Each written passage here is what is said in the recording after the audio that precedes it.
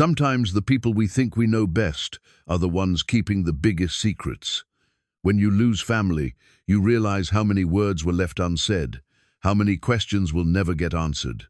Jed Holt learned this the hard way when his brother died and left him a worthless piece of land they'd never even talked about. The property had nothing but weeds and a strange ring of burned posts that locals avoided.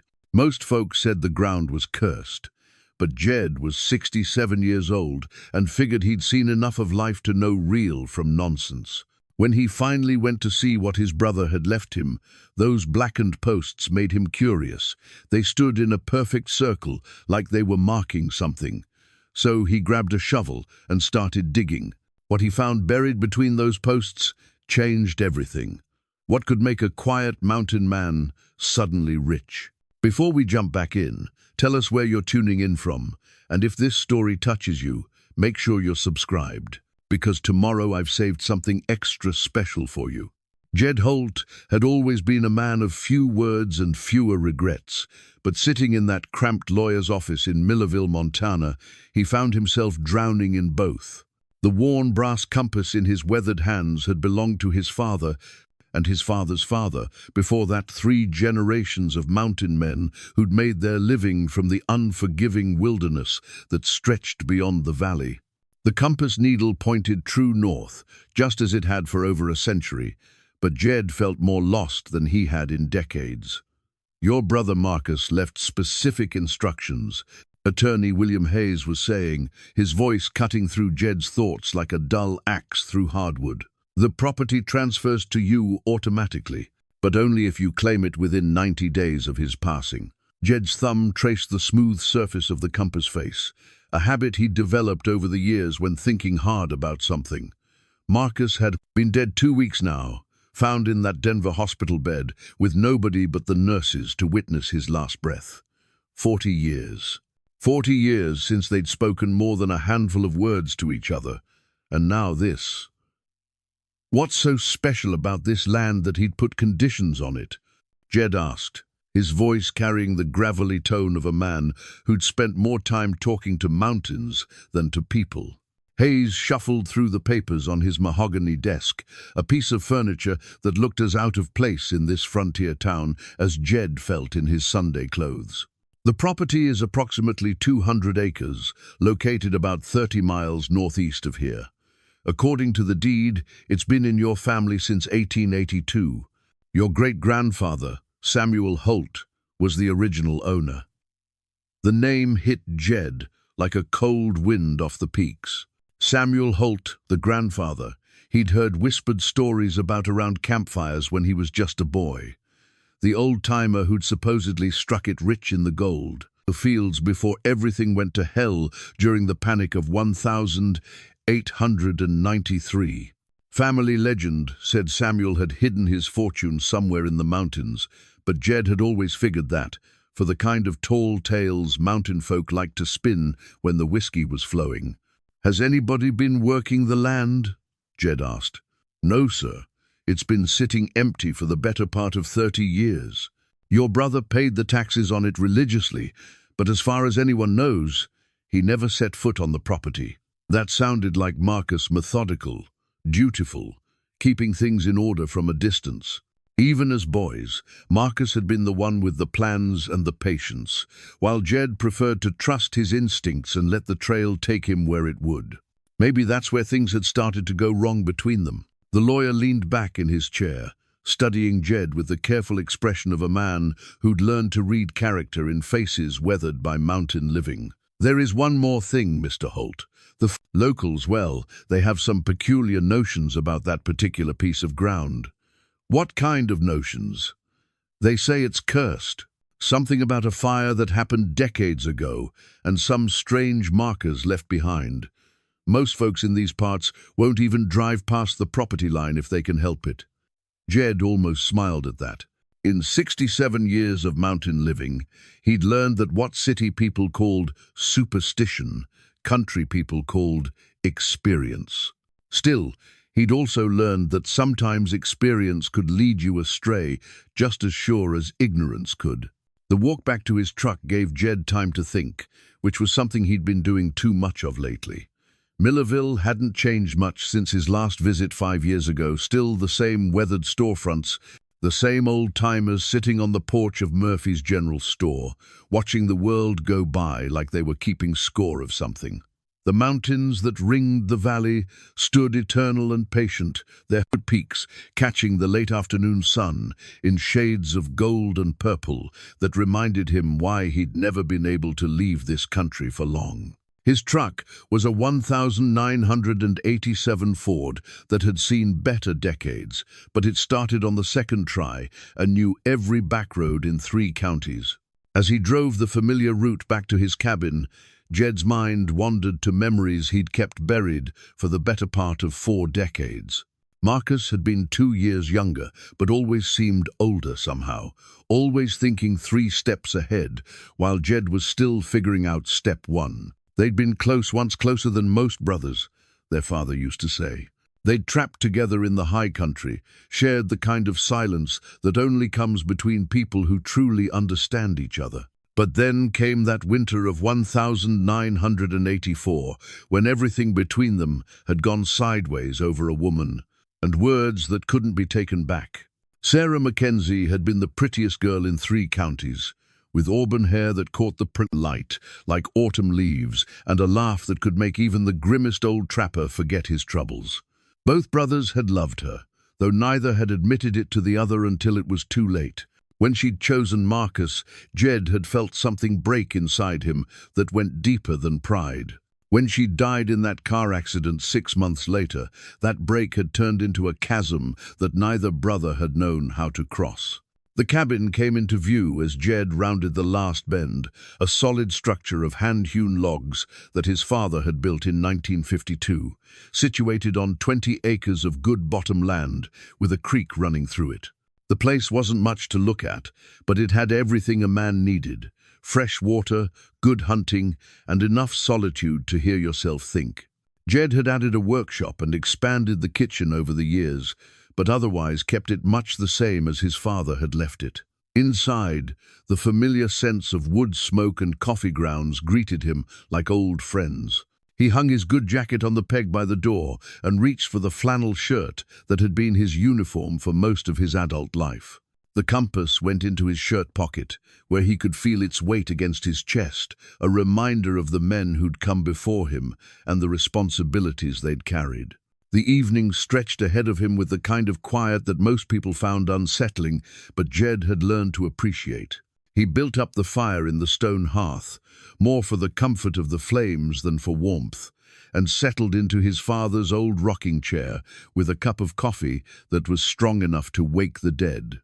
The inheritance papers lay on the kitchen table where he'd dropped them, official documents that connected him to a piece of family history he'd never bothered to explore. 200 acres of cursed ground, according to the locals, a worthless patch of dirt that his brother had kept in the family for reasons Jed couldn't begin to understand. But Marcus had always been the keeper of family stories, the one who'd listened when their grandfather spun tales about the old days. Jed had been too restless, too eager to make his own stories to pay much attention to the ones that came before. Now, with Marcus gone and no one left to remember, those old stories felt like treasures he'd let slip through his fingers. Outside, the wind picked up, carrying the scent of snow from the high country. Winter was coming early this year. Jed could feel it in his bones, the way his father had taught him. Soon, the passes would be closed, and the mountain would settle into its long sleep, leaving him alone with his thoughts and his regrets. He pulled the compass from his pocket and watched the needle swing to true north, steady and reliable as the mountains themselves. His great-grandfather Samuel had carried this compass through the gold fields and back again, had used it to navigate through country that existed mostly on hand-drawn maps and hope. What had the old man seen in this land that made him fight to keep it in the family? What had Marcus seen that made him hold on to it for 30 years? The fire crackled and settled, sending shadows dancing across the cabin walls. Somewhere out in the darkness, an owl called to its mate, the sound lonely and wild. Jed had spent his whole life in country like this, had learned to read the signs that told him when weather was coming, when game was moving, when trouble was brewing. But family had always been harder to figure out than any mountain trail. Tomorrow, he'd have to make a decision about the inheritance. He could sign the papers and let the land go back to the state, could wash his hands of whatever memories or mysteries Marcus had left behind. Or he could drive out to that cursed ground and see for himself what all the fuss was about. The compass needle held steady, pointing the way forward, just as it had for generations of Holt men. Jed closed his eyes and listened to the wind in the pines, waiting for the kind of clarity that usually came to him in the quiet hours before dawn. But tonight, all he heard was the echo of 40 years of silence and the weight of questions he'd never learned to ask. The drive to the inherited property took Jed through country he hadn't seen in decades, rolling hills that gave way to broken terrain, dotted with scrub pine and granite outcroppings. The old survey map he'd found, tucked in with the inheritance papers, lay spread across his passenger seat, its edges yellowed with age and marked with notations in faded ink. According to the document dated 1882, the land had been surveyed by one Ezra Whitman, who'd noted unusual stone markers in circular formation near the center of the property. Jed's truck bounced along the two-track road that served as the only access to the land, following fence lines that had long since given up any pretense of keeping anything in or out. The morning was crisp and clear, with the clear kind of blue sky that made the mountains look close enough to touch. But there was something about this particular stretch of country that felt different, emptier somehow, like the land itself was holding its breath. When he finally reached the property line, marked by a rusted gate hanging open on broken hinges, Jed understood why the locals had their superstitions. The landscape beyond the gate looked like something out of a fever dream.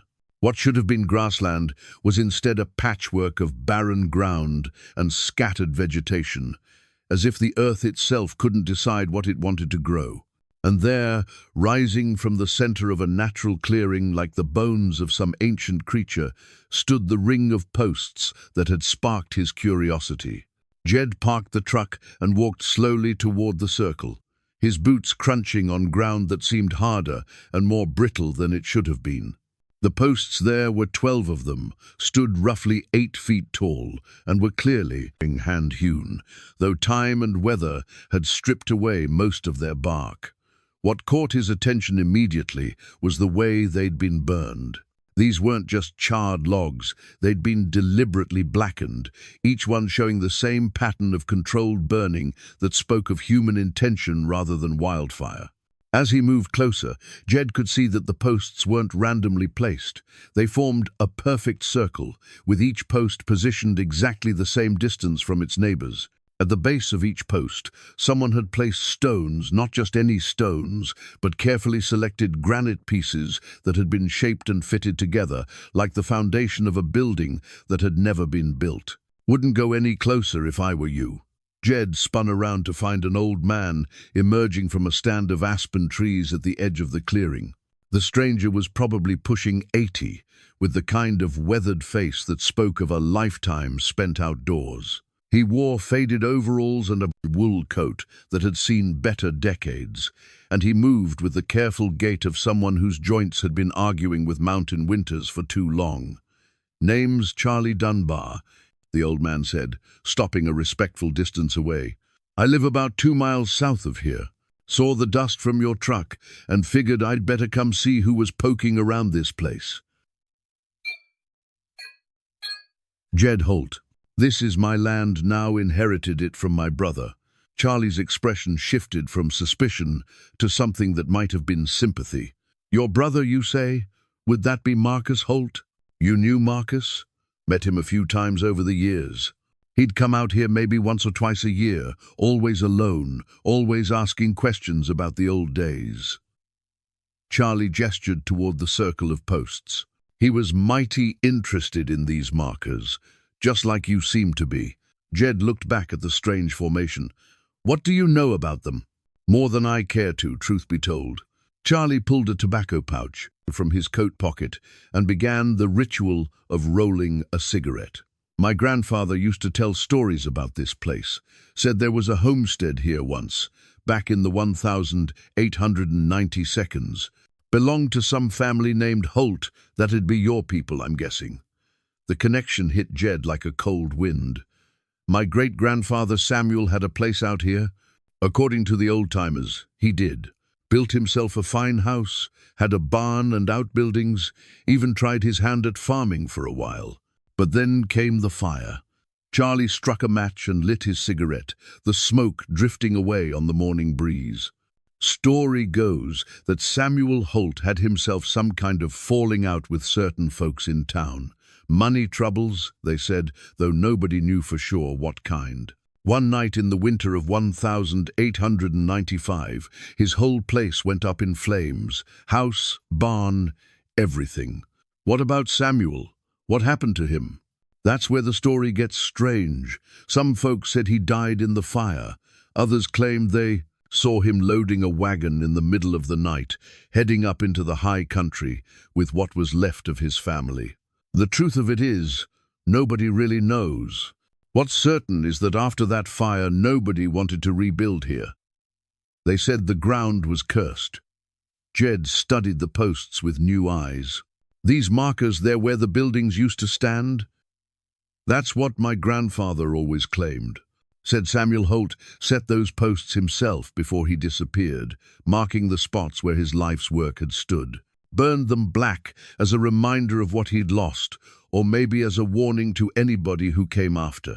The pieces of the puzzle were starting to come together in Jed's mind. If this had been Samuel's homestead, and if the family stories about hidden gold had any truth to them, then maybe Marcus hadn't been chasing shadows after all. Maybe there really was something here worth finding. Your brother seemed to think there was more to the story, Charlie continued. He spent hours out here with metal detectors and surveying equipment, measuring distances and taking notes. Always said he was trying to understand what Samuel had been thinking when he placed these markers. Did he ever find anything? Charlie shrugged. If he did, he never told me about it. But I'll say this, Marcus Holt was a persistent man. He kept coming back, year after year, like he was working on some kind of long-term project. Last time I saw him was maybe 3 years ago. He seemed different that day, more excited than usual. Said he'd finally figured out the pattern. What pattern? Couldn't tell you. He was always pretty tight-lipped about his theories. But he did say something interesting that day. Said these posts weren't just marking where buildings used to be. Said they were pointing to something. Jed felt his pulse quicken. Pointing to what? That's the million-dollar question, isn't it? Charlie dropped his cigarette and ground it out under his boot heel. Look, Mr. Holt, I know this is your land, and you've got every right to do what you want with it. But if you're thinking about digging around out here, you might want to be careful. This place has a way of getting under a man's skin. Your brother, he was a good man, but toward the end there, he seemed a little obsessed with whatever secrets he thought this ground was hiding. After Charlie left, Jed spent another hour walking the circle, studying each post and the ground around it. The survey map in his hand showed the original property boundaries, but it was the handwritten notations that caught his attention. Someone, probably Marcus, had made careful measurements and sketched additional details in the margins. There were arrows pointing from each post toward the center of the circle, and a series of numbers that might have been distances or compass bearings. In the exact center of the circle, Jed found something that made him stop and kneel for a closer look.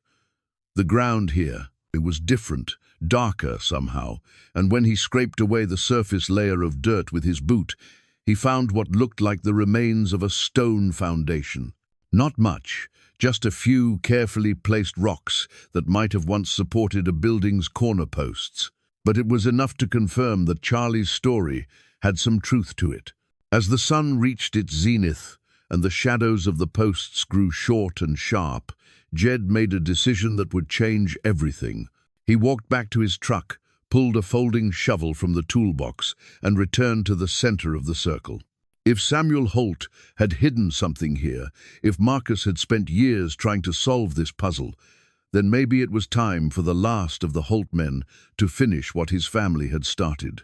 The first bite of the shovel into the hard ground sent a satisfying vibration up through his arms. Whatever secrets this cursed land was keeping, Jed intended to find them. The cabin Jed discovered at the northern edge of the time property was like finding a piece of his brother's soul preserved in weathered logs and rusted tin. Marcus had built it simple but solid, one room with a stone fireplace, a sleeping loft, and windows positioned to catch the morning light. It wasn't meant for comfort so much as function, the kind of place a man might use as a base camp for a long campaign against the unknown. Jed pushed open the door, which hung straight despite decades of mountain weather, and stepped into what felt like a monument to obsession. The walls were covered with maps, photographs, and hand-drawn diagrams. Newspaper clippings about local history were pinned alongside geological surveys and copies of mining claims dating back to the 1,880 seconds. But it was the leather-bound journal lying open on the rough-hewn table that drew Jed's attention like a magnet draws iron. Marcus's handwriting hadn't changed since they were boys, still the same careful script that their mother had praised as neat as a preacher's sermon. The journal fell open to an entry dated just 3 months before Marcus's death. March 15th. Finally found grandfather's mining records in the Denver archives. Samuel Holt wasn't just a homesteader, he was a legitimate gold miner with claims registered in 3 counties. The records show he pulled over $50,000 worth of ore from the Broken Creek site in 1894. That's nearly $2 million in today's money. Question remains, what happened to it? Jed flipped through the pages, watching 4 years of research unfold in his brother's methodical documentation. Marcus had traced every piece of Samuel's story, from his arrival in Montana Territory through the mysterious fire that had destroyed his homestead. But more than that, he'd built a compelling case that their great-grandfather had been far more successful than family legend suggested. May 2nd. Spoke with elderly woman in Millerville whose grandfather knew Samuel. She remembers hearing that Samuel never trusted banks after the panic of 1893. Said he was convinced another financial collapse was coming and kept his wealth where God and government couldn't touch it. The phrase stuck with her all these years. The entries grew more excited as Marcus began to connect historical records with physical evidence on the land. He'd found fragments of melted glass and twisted metal in the area where the house had stood, confirming the fire had been intense enough to destroy everything above ground. But he'd also discovered something else, evidence that Samuel had been digging extensively before the fire occurred. August 10th, metal detector found iron fragments in circular pattern around the burned posts. They're not random, they follow exact spacing that corresponds to surveying measurements from the original land grant. Samuel was marking something. The posts aren't just memorial markers, they're a map. Jed set the journal down and looked around the cabin with new appreciation for his brother's dedication.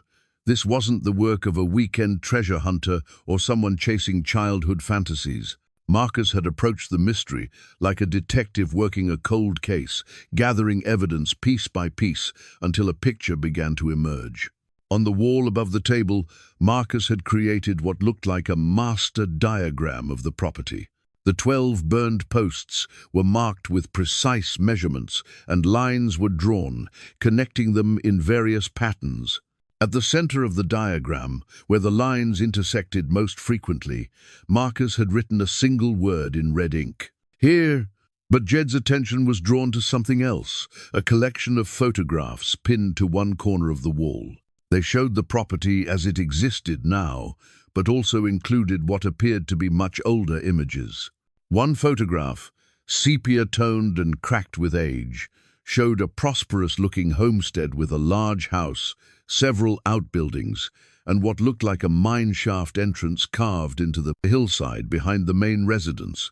Jed studied the old photograph carefully. If this was Samuel's place, Then the burned posts marked more than just building locations. They marked the sites of a substantial operation that had been deliberately destroyed. But why would a man burn down his own prosperous homestead? And why would he mark the location so precisely unless he planned to return? A loose page fell from the journal as Jed turned it, revealing a hand-drawn family tree that went back 5 generations. Marcus had traced the Holt lineage with the same methodical precision he'd applied to everything else, but it was the notations beside Samuel's name that caught Jed's attention.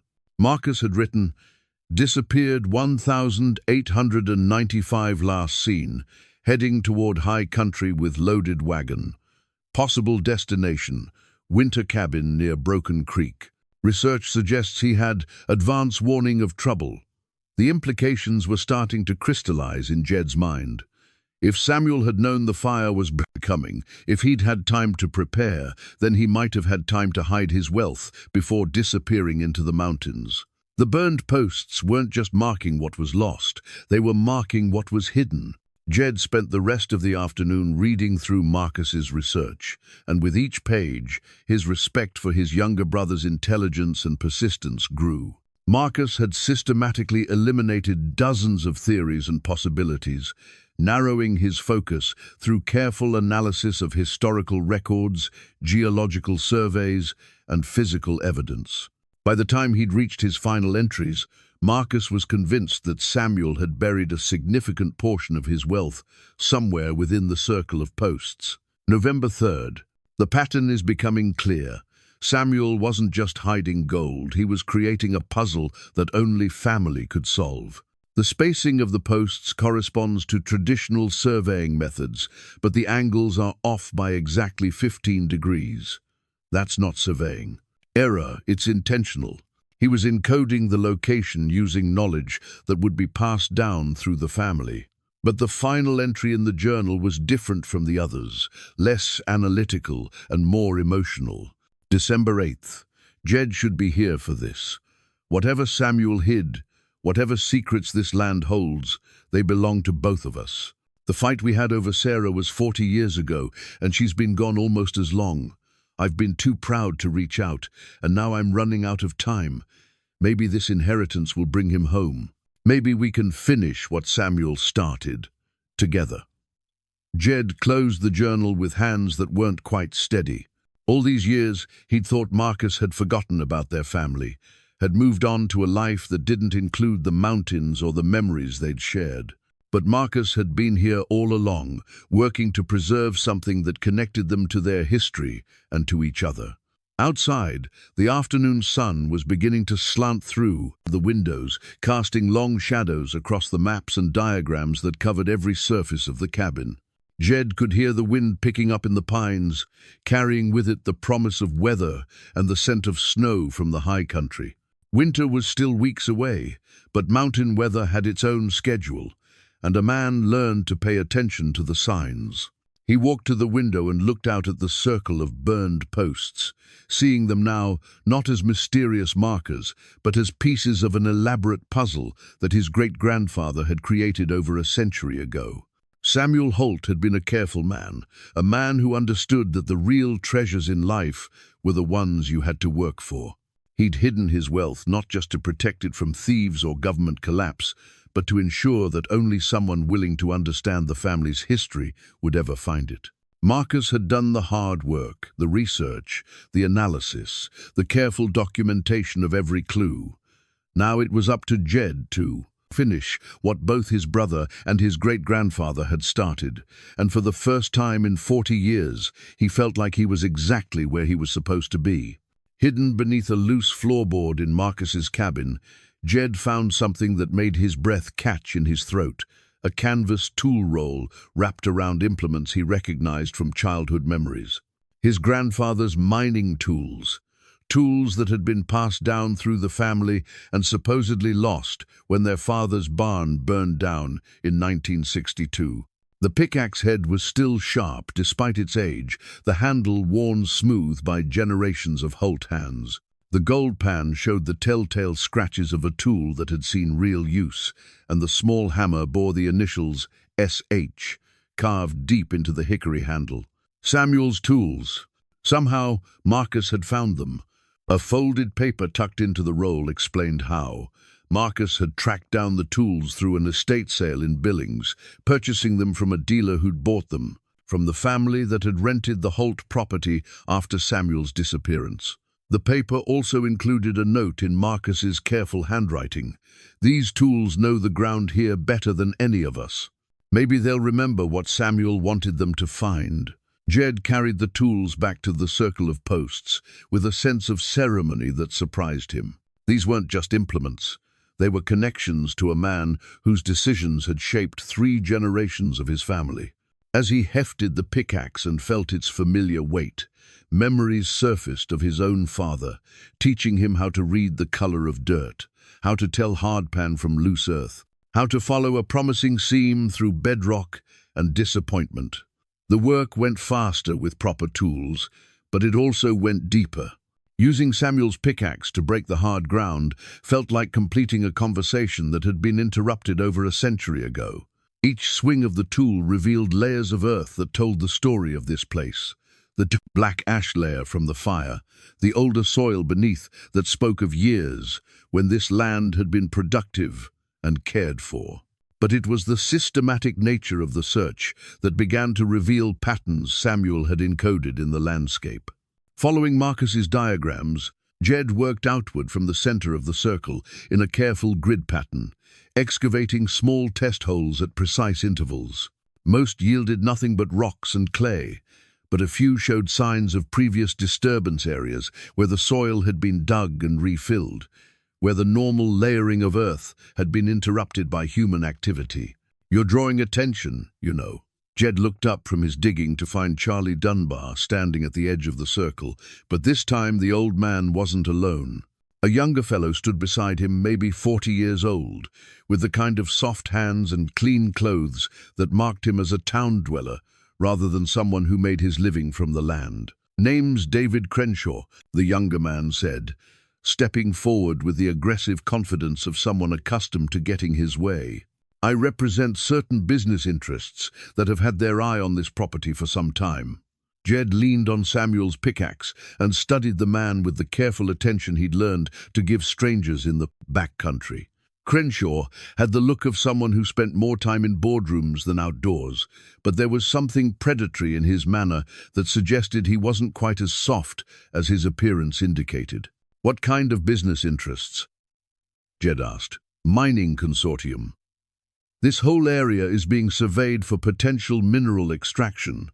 Your property sits right in the middle of what could be a very lucrative operation. We're prepared to offer you a fair price, more than fair, considering the land's current condition."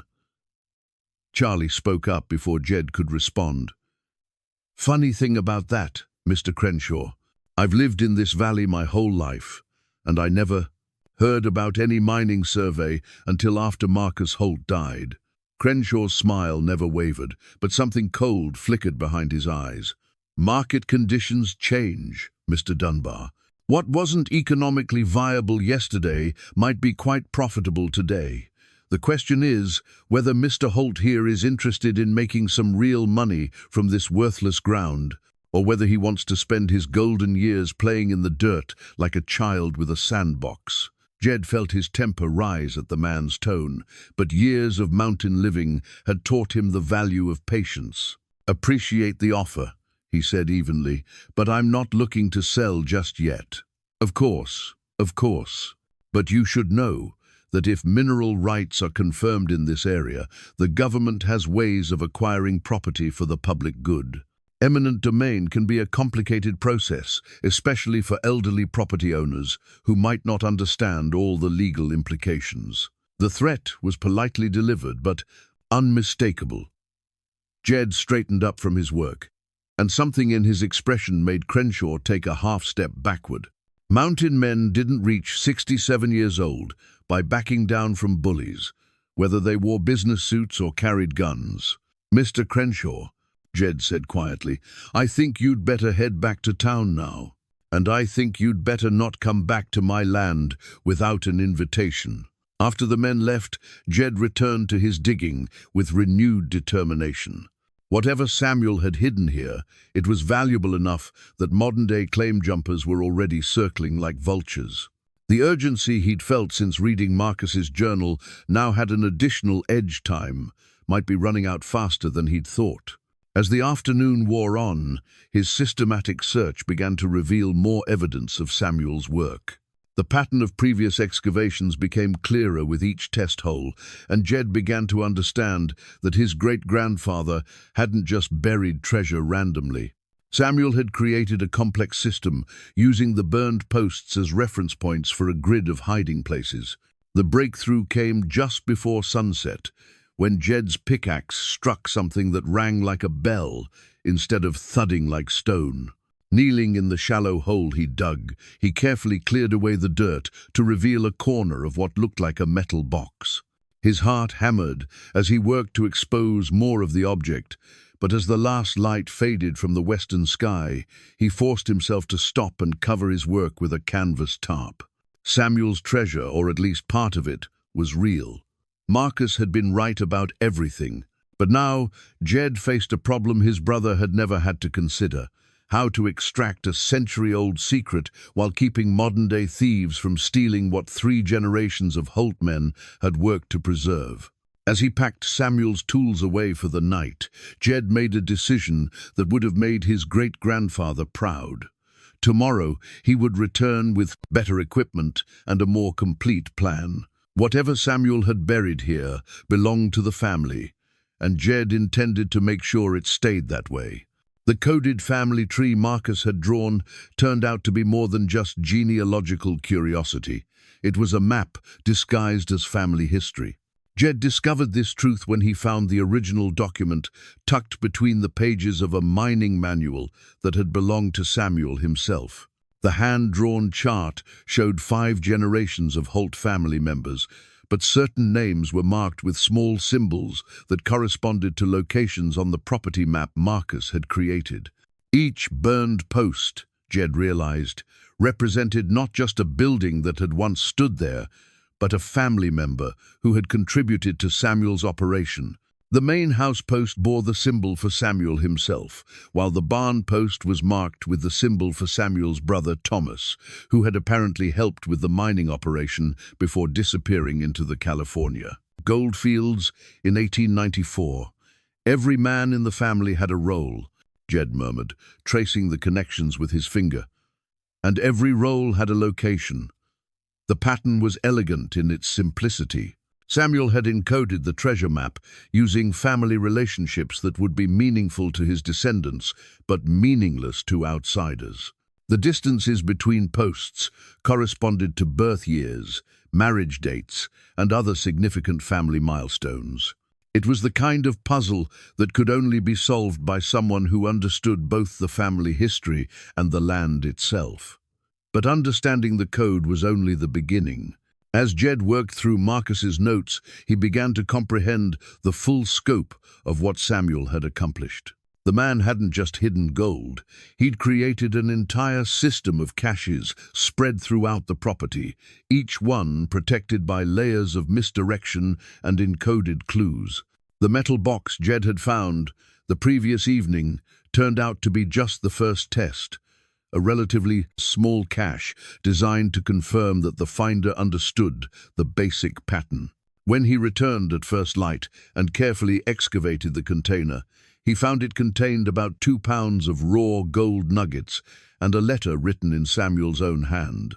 "If you have found this, you understand the beginning of what I have preserved for our family. But this is only the first of 7 caches, each one larger and more carefully hidden than the last. The posts will guide you, but only if you remember that family is more than blood. It is the stories we pass down and the promises we keep." 7 caches. Jed sat back on his heels and whistled softly.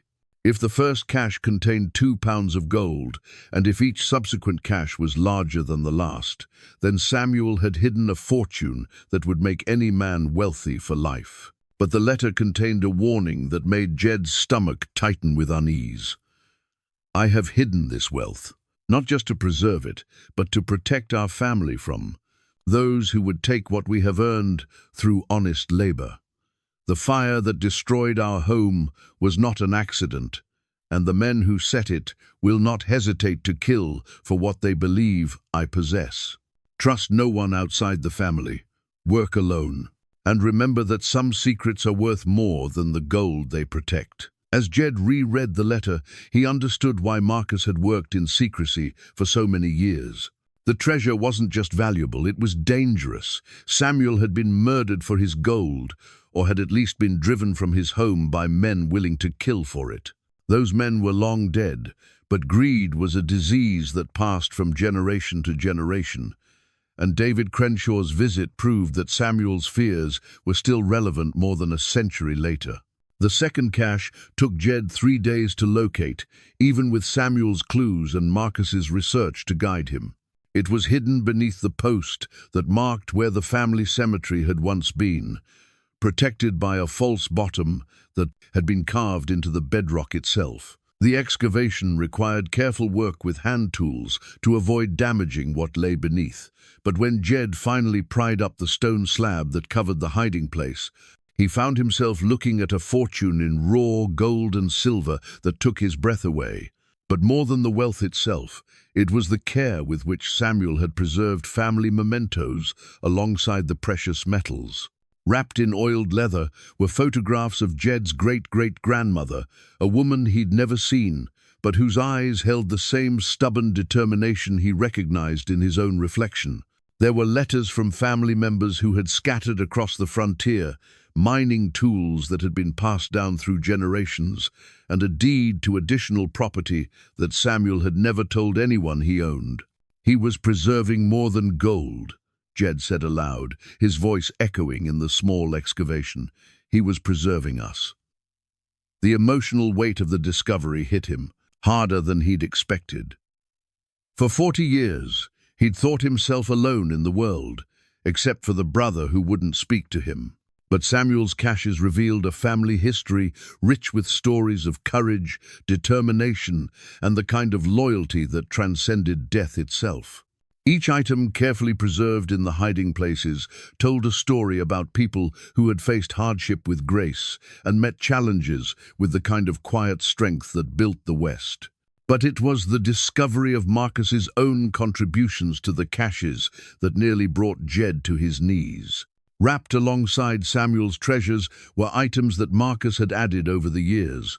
Photographs of Jed taken from a distance, newspaper clippings about Jed's rare appearances in town, even a copy of a letter Jed had written to their parents 20 years earlier, in which he'd mentioned missing his younger brother. Marcus had been watching over him all these years, preserving memories of their relationship, even when they couldn't preserve the relationship itself.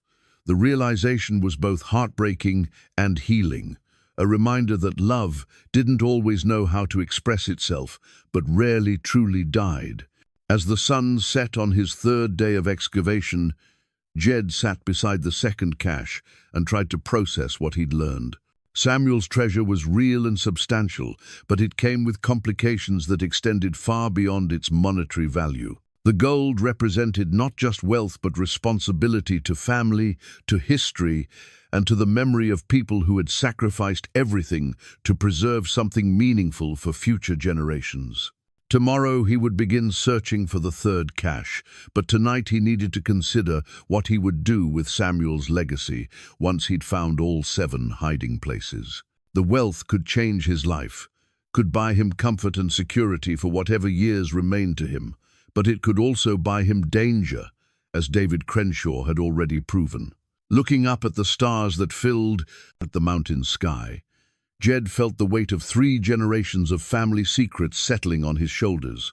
Samuel had hidden the treasure to protect it. Marcus had spent years working to uncover it. Now it was Jed's turn to decide whether to preserve it or use it, whether to keep Samuel's secrets or share them with a world that might not understand their true value. The tin box of family photographs that Jed discovered in the 3rd cache changed everything he thought he knew about the land and its history. Unlike the previous hiding places, this one had been sealed with particular care, wrapped in multiple layers of oiled canvas and placed inside a wooden chest that had been treated with some kind of preservative that had kept moisture out for over a century. When Jed opened the chest, the first thing that struck him was the smell, the faint scent of cedar and old paper that spoke of precious things carefully preserved. The photographs inside were mounted on heavy cardboard, arranged in chronological order, telling the story of Samuel's life on this land in images that were sharper and more detailed than anything Jed had expected from the 1,890 seconds. The earliest photographs showed the property as Samuel had first found it, raw wilderness with a creek running through it, and stands of pine and aspen that stretched toward the distant mountains. But as Jed moved through the collection, he watched the land transform under his great-grandfather's hands. There were images of the first cabin being raised, of Samuel and his brothers clearing fields and building fences, of the gradual expansion that had turned wilderness into a thriving homestead. But it was the photographs from 1,894 and 1,895 that told the real story. These images showed not just a homestead, but a substantial operation.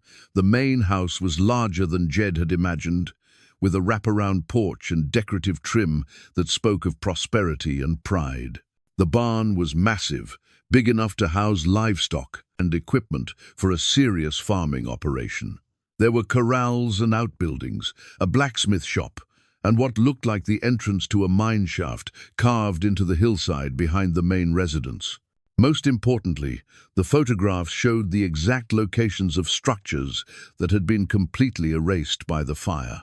Where Jed had found only burned posts and scattered stones, Samuel's cameras had captured a world of buildings and fences, gardens and pathways that revealed how the property had been laid out in its prime. But the final photographs in the collection were the ones that made Jed's hands tremble as he held them.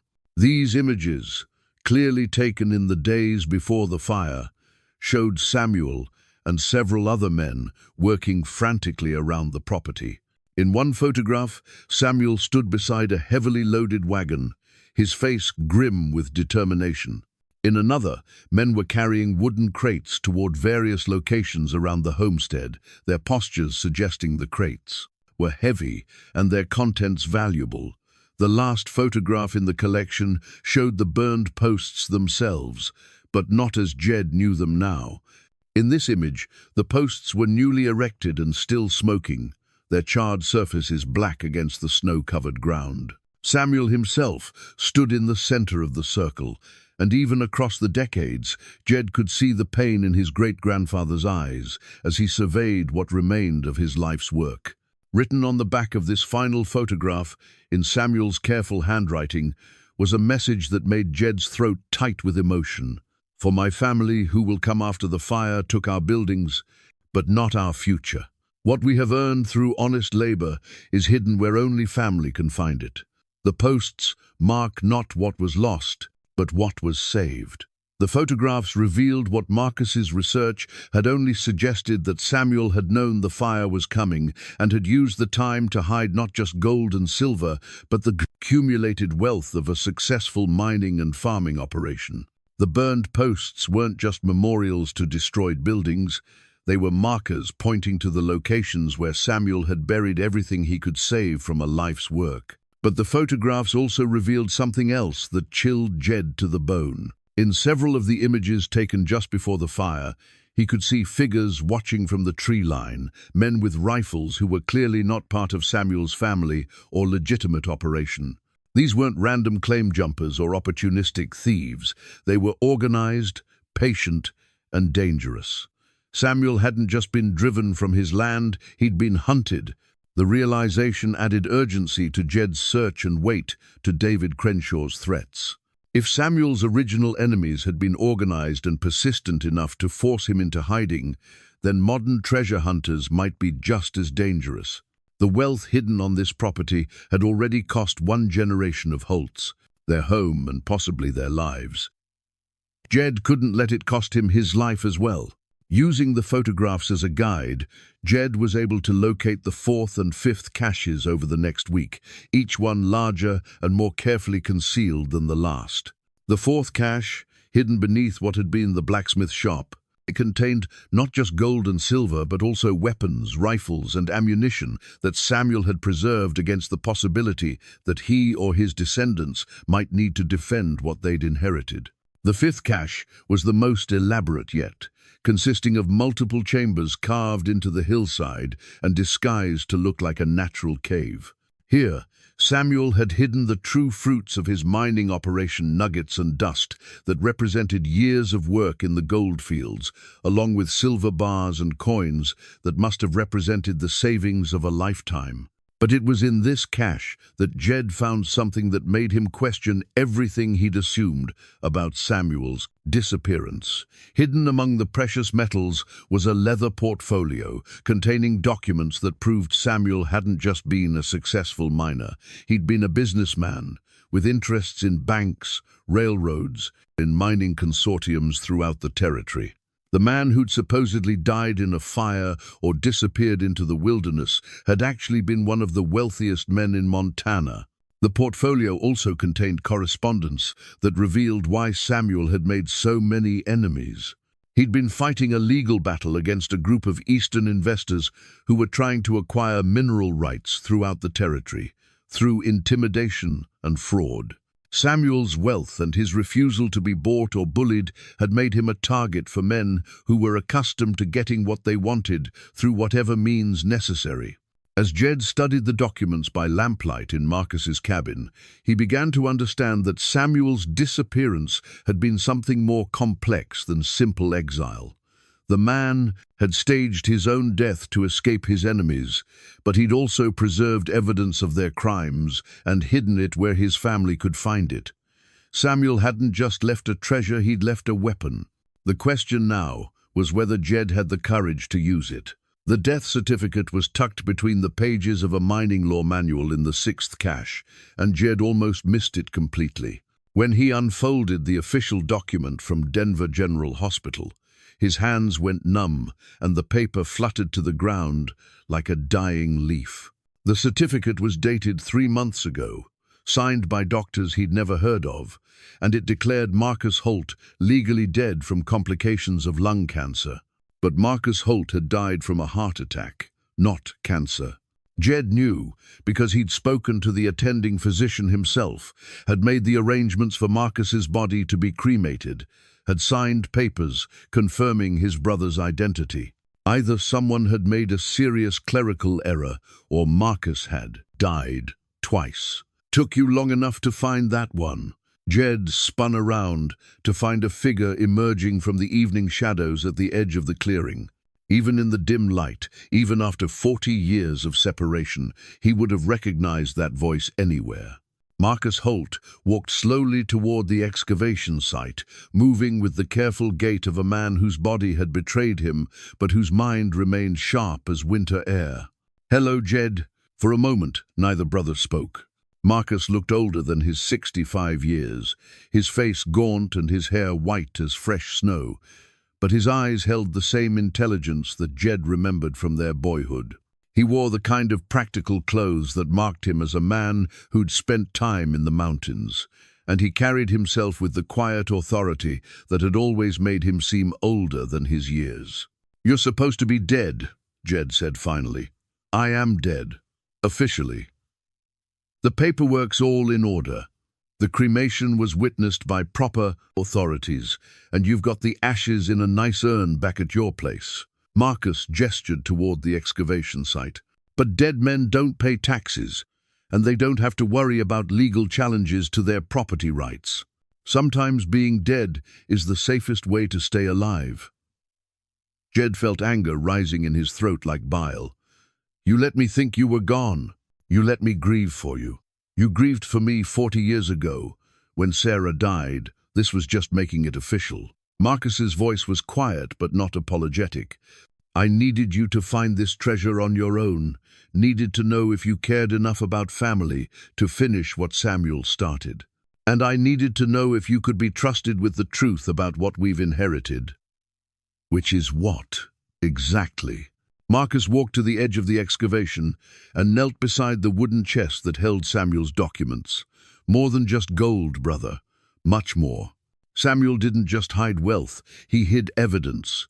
Evidence of fraud, murder, and theft that goes back over a century. And some of the people he was fighting are still around today, or at least their descendants are. The pieces began falling into place in Jed's mind, like stones tumbling down a mountainside. Crenshaw. David Crenshaw's great-grandfather was Franklin Crenshaw, one of the Eastern investors who tried to steal Samuel's land through legal manipulation and intimidation. When that didn't work, they burned him out and forced him into hiding. But Samuel was smarter than they gave him credit for. He documented everything, the bribes, the threats, the murders of other property owners who wouldn't sell. All of it preserved in those caches you've been finding. Marcus pulled a thick folder from inside his jacket and handed it to Jed. I've spent the last 4 years putting together a case that would destroy the Crenshaw family's business empire if it ever saw the inside of a courtroom. They know it, which is why they've been so eager to acquire this land. They're not looking for mineral rights, they're looking for the evidence that could send half their board of directors to prison. Jed opened the folder and found himself looking at copies of documents that traced a pattern of criminal activity spanning 5 generations. Bank records, mining claims, property deeds, all of them showing how the Crenshaw family had built their fortune through theft, fraud, and violence. And all of it documented by Samuel Holt's careful record-keeping and preserved in the caches he'd hidden on family land. Why didn't you just take this to the authorities years ago? Because the authorities include judges and politicians who've been in the Crenshaw family's pocket for decades. And because I needed to make sure the evidence was complete before I moved against them. One mistake, one missing piece of the puzzle, and they'd use their influence to bury everything and come after us with everything they had. Marcus stood up slowly, wincing as his joints protested the movement. But mostly because I needed to know if you'd stand with me when the time came. 40 years ago, we let pride and grief tear us apart. I couldn't risk that happening again when the stakes were this high. The silence stretched between them like a canyon neither man knew how to cross.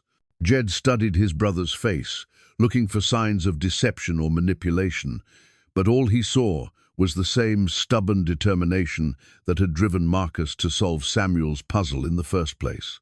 The cancer, Jed said finally. That part's real, isn't it? Marcus nodded. 6 months, maybe 8 if I'm lucky.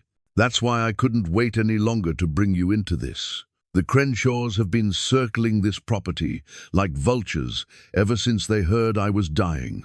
If I'd actually died without resolving this, they would have found a way to steal everything Samuel preserved. And if I hadn't been interested in the inheritance, if I'd just signed the papers and walked away, then I would have destroyed the evidence and let the Crenshaws have what they wanted. Some battles aren't worth fighting if you're fighting them alone. Marcus's voice was steady, but Jed could hear the emotion underneath. But you didn't walk away. You came here. You did the work. You figured out what Samuel was trying to tell us.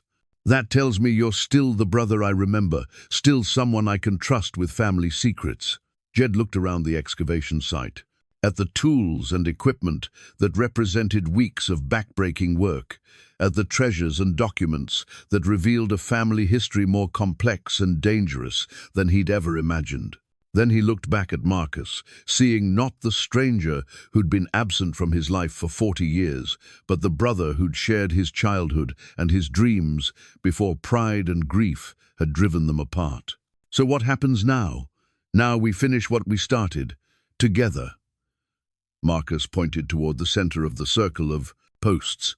There's one more cache, bigger than all the others combined. Samuel's final hiding place, where he put everything he thought was most important. We find that, and then we decide what to do with what we've inherited. And after that, Marcus smiled for the first time since he'd emerged from the shadows.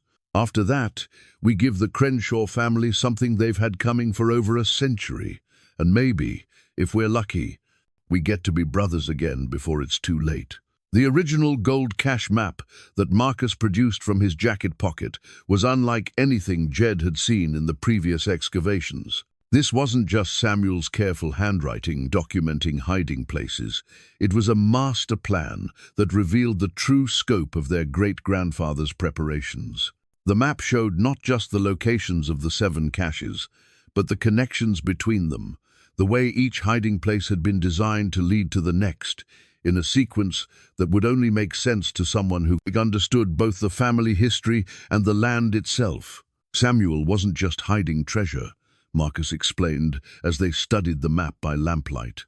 He was creating a test, a way to ensure that only someone who truly understood the family legacy would ever find the final cache. The 7th hiding place was marked at the exact center of the circle of posts, but according to Samuel's map, it couldn't be accessed until all the previous caches had been found and their contents properly arranged. Each cache had contained not just wealth and documents, but specific keys, some literal, some symbolic, that were required to open the final repository. It's like a bank vault, Jed said, studying the intricate diagrams Samuel had drawn. Multiple locks, multiple keys, all designed to keep the wrong people out. Exactly. And from what I can determine, the final cache contains more than just gold and silver. Samuel hid the original mining claims there, along with deeds to properties throughout the territory that the family never knew it owned. If even half of this is accurate, we're not just inheriting a treasure, we're inheriting an empire. But as the brothers worked through the night to prepare for the final excavation, it became clear that Samuel's enemies had evolved with the times. Marcus's cell phone rang just after midnight, and the conversation that followed made both men's blood run cold. "That was my contact at the county courthouse," Marcus said after hanging up. "The Crenshaw family filed an emergency injunction 3 hours ago, claiming this property contains toxic materials that require immediate environmental assessment. They've got a court order allowing them to bring heavy equipment onto the land starting tomorrow morning." Jed felt his stomach drop. "They're going to tear the place apart looking for the final cache. Worse than that, they're going to destroy everything we haven't already recovered and then claim the land is too contaminated for private ownership. It's the same trick their ancestors tried to pull on Samuel, just updated for modern environmental law." The brothers looked at each other across the lamplight, and Jed saw his own determination reflected in Marcus's eyes. They had perhaps 6 hours before the Crenshaw family's crews arrived with bulldozers and legal authority. 6 hours to find and secure Samuel's final cache, or lose everything their family had preserved for over a century. "Tell me everything you know about the final hiding place," Jed said. Marcus spread Samuel's detailed drawings across the table, weighing down the corners with rocks they'd collected from the excavation sites. "According to these diagrams, the final cache is accessed through a tunnel system that Samuel carved into the bedrock. The entrance is hidden beneath the exact center of the circle, but it's protected by a mechanism that requires specific items from each of the previous caches to open." "What kind of mechanism?" Samuel was a mining engineer before he was a farmer. He understood hydraulics, counterweights, and mechanical systems that could operate reliably for decades without maintenance. "From what I can determine, he created a lock that works like a combination safe, but instead of numbers, it requires physical keys placed in the correct sequence." Marcus pulled out a canvas bag that contained items from each of the caches they'd already found: gold coins, silver bars, mining tools, documents, and photographs. Each cache contained one piece of the final puzzle. Arranged properly, they should open whatever mechanism Samuel built to protect his most valuable secrets. But even as they planned their approach to the final excavation, both brothers knew they were racing against more than just the dawn. Marcus's illness was taking its toll. Jed could see his brother struggling with fatigue and pain that grew worse as the hours passed. And somewhere in the darkness beyond the circle of posts, They could hear the distant rumble of diesel engines as the Crenshaw family's equipment moved into position for the morning assault. "There's something else you need to know," Marcus said as they gathered Samuel's tools and prepared for what might be their last chance at the treasure. "I've been in contact with a federal prosecutor who specializes in historical crimes and reparations cases. If we can recover Samuel's evidence and present it properly, we can not only protect this land, but seek justice for what was done to our family. Justice for crimes committed over a century ago. Justice for crimes that are still being committed today." The Crenshaw family's business empire was built on stolen land and murdered families. They've been covering up their history for 5 generations, using their wealth and influence to bury evidence and silence anyone who threatened to expose them. But Samuel's documentation goes beyond just what happened to our family, it shows.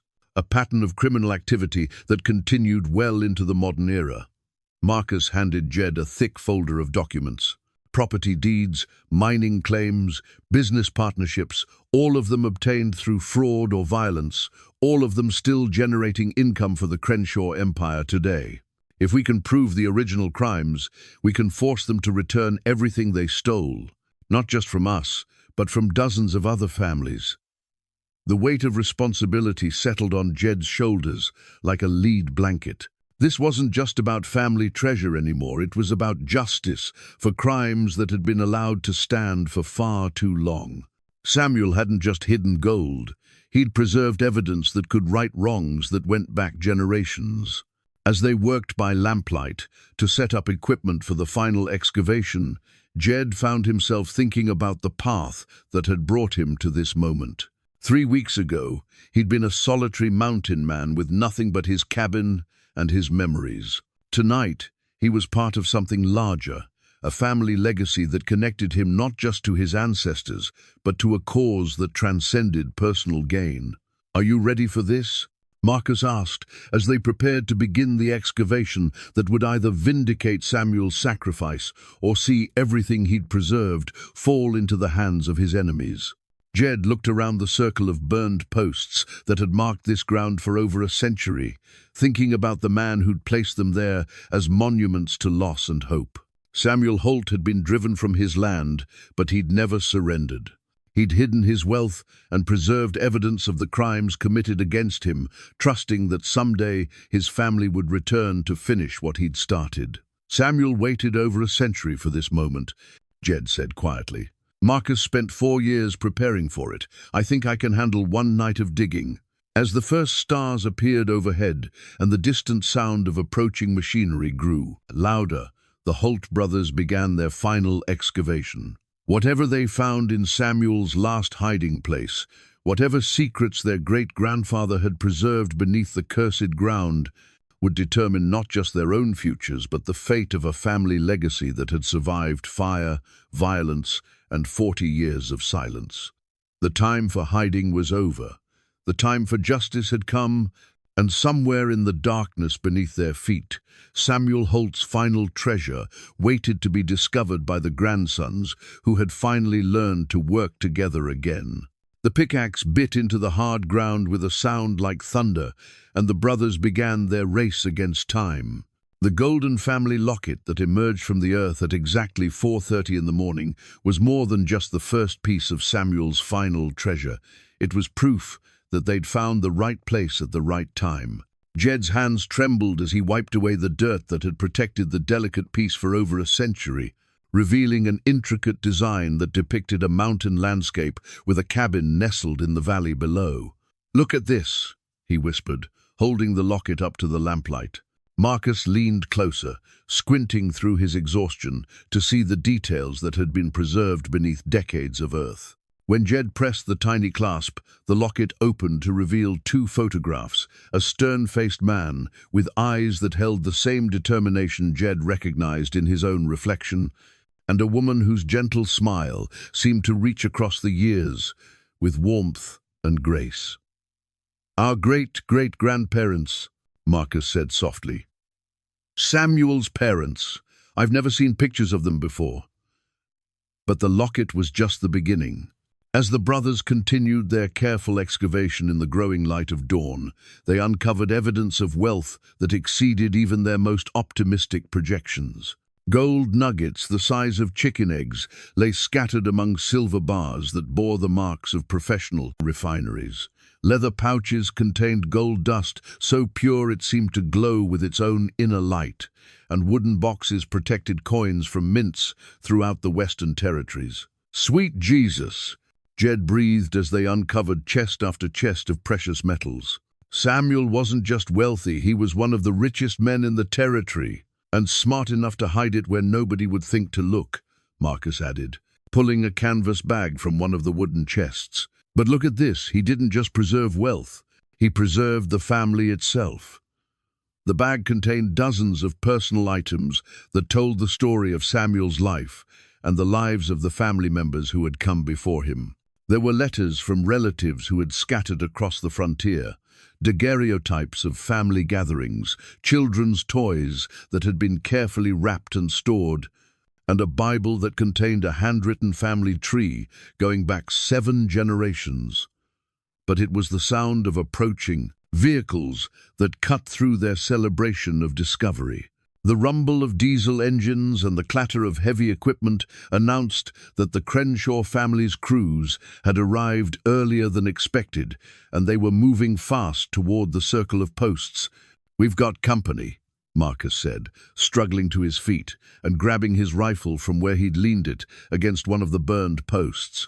Jed looked up from the excavation to see a convoy of trucks and earth-moving equipment approaching across the open ground, led by a black SUV that could only belong to David Crenshaw himself. Behind the lead vehicles, Jed could see the distinctive yellow of bulldozers and excavators machines designed not for careful archaeological work, but for wholesale destruction of everything in their path. "They're not here to search," Jed realized with growing alarm. "They're here to destroy everything and claim the land was too damaged for private ownership." Marcus checked his rifle and handed Jed a second weapon from their equipment pile. "Samuel's final cache is still down there. If we let them tear up this ground, we'll lose everything he preserved, not just the gold, but the evidence." The convoy stopped just outside the circle of posts, and David Crenshaw emerged from the lead vehicle, accompanied by 2 men who had the look of private security rather than environmental technicians. Behind them, the operators of the heavy equipment began unloading their machines with the efficiency of people who'd done this kind of work before. "Mr. Holt," Crenshaw called out, his voice carrying across the morning air with false authority, "I'm afraid you're going to have to vacate this area immediately. We have a court order requiring environmental assessment of potential toxic contamination." "Funny thing about that court order," Marcus called back, pulling a folded document from his jacket pocket. "I took the liberty of having it reviewed by a federal judge who specializes in environmental law. Turns out your injunction was filed under false pretenses, with insufficient evidence." Crenshaw's confident expression faltered for the first time since Jed had met him. "That's impossible. The paperwork was filed through proper channels. Proper channels that included bribing a county clerk to backdate the filing and forge environmental test results," Marcus continued, his voice growing stronger despite his physical exhaustion. "The same kind of fraud your family has been committing for over a century." The standoff stretched across the morning light like a line drawn in the dirt. Jed could see more vehicles approaching in the distance, but these weren't construction crews. The distinctive markings on the approaching SUVs identified them as federal agents, and Jed realized that Marcus had been planning this confrontation for longer than he'd admitted. "You see, David," Marcus said with a smile that reminded Jed of their childhood adventures, "dead men make excellent witnesses, especially when they've had years to prepare their testimony." The last will and testament of Samuel Holt emerged from the deepest part of the final cache like a voice speaking across the centuries. Written on parchment that had been preserved in a specially designed metal container, the document bore the official seals of the territorial government and the witnessed signatures that made it legally binding even after more than a century. But it was the contents of the will that transformed the standoff between the Holt brothers and the Crenshaw family into something approaching a reckoning. As Marcus read aloud from Samuel's final instructions, federal agents moved to surround the construction crews, and David Crenshaw's face went from confident authority to barely controlled panic. I, Samuel Jeremiah Holt, being of sound mind and body, do hereby bequeath to my descendants not just the wealth I have earned through honest labor, but the responsibility to see justice done for crimes committed against my family and others in this territory, Marcus read, his voice carrying clearly across the morning air. This is ridiculous, Crenshaw interrupted, but his protest lacked the authority it had carried just minutes earlier. A century-old document has no legal standing in modern property disputes.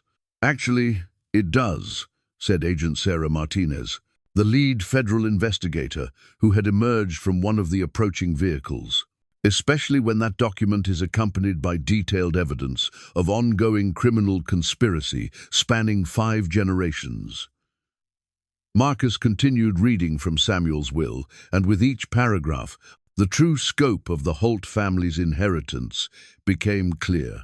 Samuel hadn't just hidden gold and silver, he'd preserved legal claims to mining rights, water rights, and property deeds that covered thousands of acres throughout the territory. More importantly, he documented the systematic theft of those rights through bribery, intimidation, and murder. The family of Franklin Crenshaw has stolen what righteous men earned through honest work, Marcus read from the will. They have murdered my neighbors, burned my home, and driven my family into exile. But they have not stolen our future.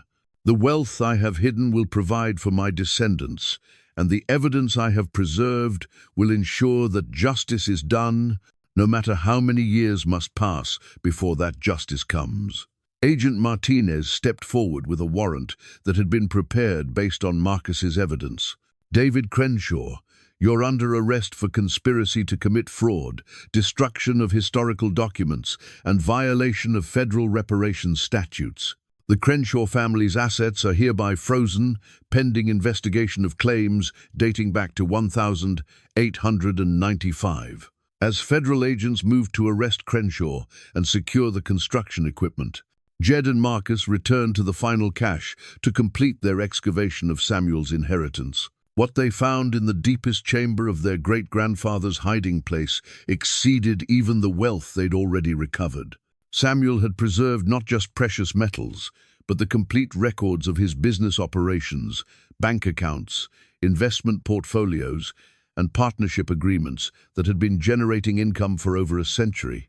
The Holt family hadn't just inherited a treasure, they'd inherited a legacy that made them among the wealthiest landowners in the state.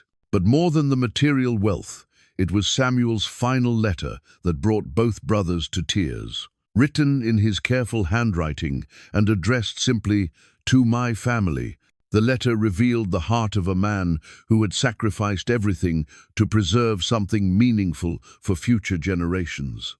I do not know if I will live to see my grandchildren, or if they will live to read these words, the letter began. But I know that family is stronger than the greed of evil men, and love endures longer than the hatred that drives them. The gold I have hidden will provide for your needs, but the memories I have preserved will nourish your souls. Remember that wealth means nothing without family to share it with, and justice means nothing without the courage to pursue it. As Jed finished reading his great-grandfather's words, he looked across the excavation site at Marcus, seeing not the stranger who had been absent from his life for 40 years, but the brother who had spent those years working to preserve their family's legacy. The fight that had driven them apart suddenly seemed small compared to the bonds that connected them to each other and to the generations that had come before. "We did it," Marcus said quietly, his voice hoarse with exhaustion and emotion. "We finished what Samuel started." "No," Jed replied, helping his brother to his feet, as federal agents continued their work of securing evidence and arresting the Crenshaw family's associates. "We started something new. Samuel gave us the foundation, but what we build on it, that's up to us." Around them, the circle of burned posts stood like sentinels in the morning light, no longer marking sites of destruction, but monuments to perseverance and the power of family bonds to transcend time itself. The cursed ground had given up its secrets at last, and the treasure it had guarded was more precious than gold. It was the restoration of connection between brothers who had found their way home to each other and to their shared history. 6 months later, the family photograph that Charlie Dunbar took of the Holt brothers would become the centerpiece of a small museum that now occupied the restored main house on Samuel's old homestead. In the picture, Jed and Marcus stood together beside a newly erected monument that bore the names of all the families who had been driven from their land by the Crenshaw conspiracy. Both brothers looked older, but somehow more complete than they had in decades, as if finding Samuel's treasure had helped them find themselves as well.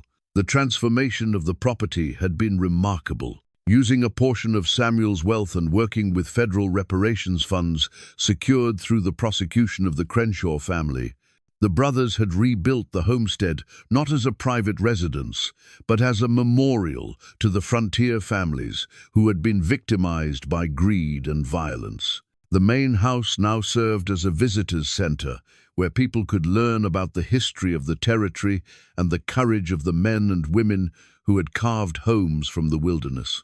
The 12 burned posts still stood in their circle, but now they were surrounded by a carefully maintained memorial garden where visitors could walk among native plants and read about the lives of the people who had once called this place home. At the center of the circle, where Jed had first driven his shovel into the hard ground, a bronze plaque marked the spot where Samuel's final cache had been discovered. The inscription, written in Samuel's own words, read, "Family is the treasure that endures when all others fade." Jed lived in a new cabin built near the creek, close enough to the museum to help with daily operations, but far enough away to maintain the solitude that had sustained him through decades of mountain living. Marcus had built his own place on the hillside, overlooking the valley, where he could watch the sunrise, paint the mountains in shades of gold and purple. While he worked on the book he was writing about Samuel's life and the legal case that had brought justice to families across 3 states. The Crenshaw family's empire had indeed crumbled under federal investigation. David Crenshaw and 17 associates were serving prison sentences for crimes ranging from fraud to conspiracy to commit murder. The family's assets had been seized and distributed among the descendants of families who had been victimized over the past century. More than 200 families had received reparations, and dozens of properties had been returned to their rightful owners. But for Jed, the most precious outcome of their discovery wasn't the wealth or the justice, it was the relationship he'd rebuilt with his brother.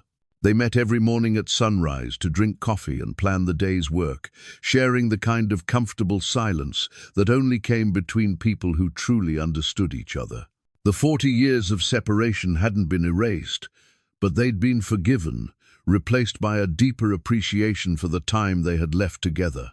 Marcus's illness was progressing as the doctors had predicted, but he faced it with the same quiet determination that had driven him to solve Samuel's puzzle. He'd used his portion of the inheritance to establish a foundation that provided legal assistance to families fighting corporate land grabs, ensuring that the work he and Jed had started would continue long after both brothers were gone.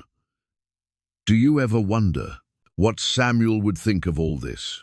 Marcus asked one evening as they sat on the porch of the museum, watching the sun set over the restored homestead. Jed considered the question while sipping coffee from a mug that had been carved from wood taken from one of the original burned posts. Around them, the land showed signs of healing. Native grasses had returned to areas that had been barren for decades. Wildlife was thriving in the restored habitat, and the creek ran cleaner than it had in living memory. "I think he'd be proud that we finished what he started," Jed said finally. "But I think he'd be prouder that we did it together." A small group of visitors was walking through the memorial garden, reading the plaques that told the stories of families who had fought to preserve their way of life against overwhelming odds. Among them was a young couple with 2 children, and Jed watched as the parents explained to their kids about the importance of remembering history and honoring the sacrifices of those who came before. "You know what the best part of this whole thing is?" Marcus said, following Jed's gaze toward the family in the garden. "What's that?" "Those kids will grow up knowing that sometimes the good guys really do win, that family and justice and doing what's right actually matter in the end."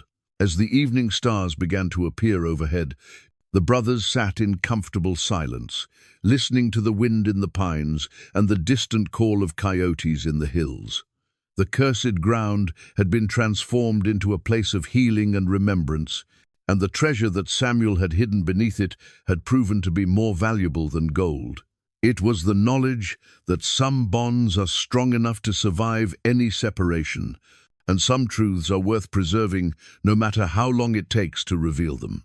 In the morning, there would be work to do, visitors to guide, stories to tell, and a legacy to maintain. But tonight, for the first time in 40 years, the Blue Holt brothers were exactly where they belonged. Home, together, and at peace with the choices that had brought them to this place, where family memories were more precious than treasure, and the future was built on foundations laid by those who had the courage to fight for what they believed in. The photograph that would preserve this moment captured more than just 2 men standing beside a monument. It captured the completion of a journey that had begun over a century ago, when Samuel Holt placed his burned posts in the earth and trusted that someday his family would return to claim what he had preserved for them. The treasure had been found, justice had been served, and most importantly, the family had been restored.